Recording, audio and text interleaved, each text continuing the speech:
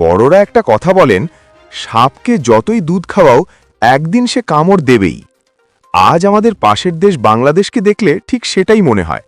এতদিন আমাদের খুব কাছের বন্ধু ছিল, আমরা যা বলতাম তাই শুনত, আর এখন হঠাৎ করে সব উল্টে দিয়ে আমাদের ক্ষতি করার জন্য তৈরি। ওখানে কি চলছে জানলে সত্যি অবাক হতে হয়। ঢাকার রাস্তায় পাকিস্তান আর প্যালেস্টাইনের পতাকা উঠছে, আর সেই সঙ্গে ভারতের কাশ্মীর নিয়ে উস্কানি দেওয়া হচ্ছে। এটা কোনো সাধারণ মানুষের প্রতিবাদ নয়, এটা ভারতের নিরাপত্তার বিরুদ্ধে বড় পরিকল্পনা।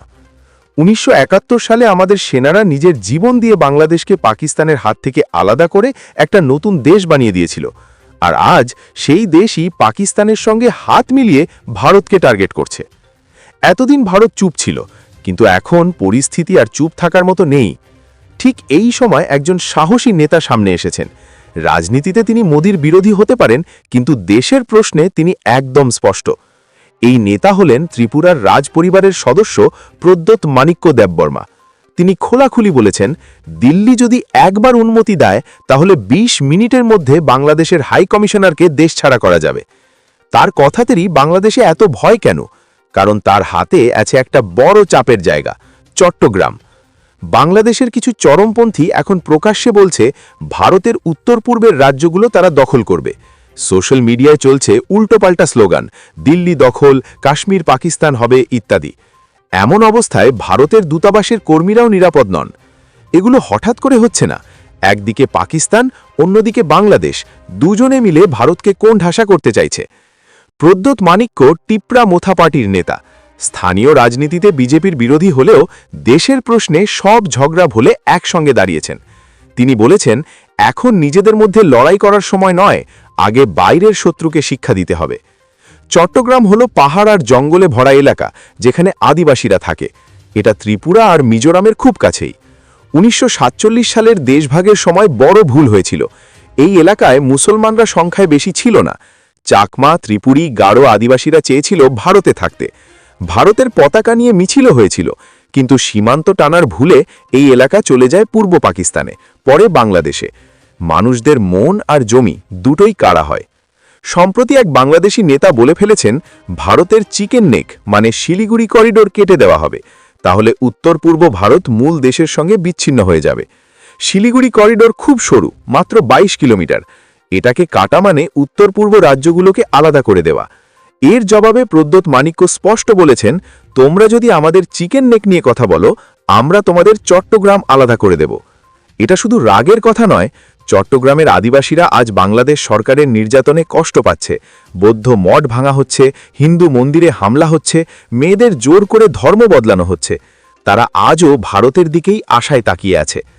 চট্টগ্রাম বাংলাদেশের জন্য খুবই গুরুত্বপূর্ণ। দেশের সবচেয়ে বড় বন্দর সেখানেই। পুরো ব্যবসা বাণিজ্য ওই বন্দরের উপর দাঁড়িয়ে।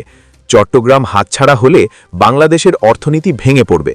তখন পাকিস্তান বা চীন যত সাহায্যই করুক, দেশ বাঁচানো কঠিন হবে। তাই এই প্ল্যানকে অনেকেই মাস্টার স্ট্রোক বলছেন। প্রদ্যোৎ মাণিক্য বাংলাদেশের ভণ্ডামিও তুলে ধরেছেন। সোশ্যাল মিডিয়ায় অনেক বাংলাদেশি ভারতকে গালি দেয়, আমাদের ধর্ম আর দেবদেবীকে অপমান করে, কিন্তু অসুখ হলেই তারা দৌড়ে আসে ভারতে। কলকাতা, দিল্লি, চেন্নাইয়ের হাসপাতালে, এইমস, অ্যাপোলোতে সেরা চিকিৎসা নেয়। তাদের ছেলেমেয়েরা কম খরচে আমাদের কলেজে পড়ে। এর বদলে আমরা পাই অপমান আর সন্ত্রাস। তাই তার দাবি, সব ভিসা বন্ধ করা হোক, মেডিকেল, স্টুডেন্ট, ট্যুরিস্ট সব।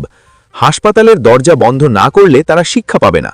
আমরা অতিথিকে সম্মান দিচ্ছি আর তারা আমাদের ক্ষতি করতে চাইছে। এমন লোকদের অতিথি নয়, শত্রু হিসাবেই দেখা উচিত। আগরতলায় বাংলাদেশ হাইকমিশনের সামনে দাঁড়িয়ে তিনি বলেছেন, আমাকে ১ ঘন্টা সময় দিন, ২০ মিনিটে হাইকমিশনারকে ঢাকায় পাঠিয়ে দেব।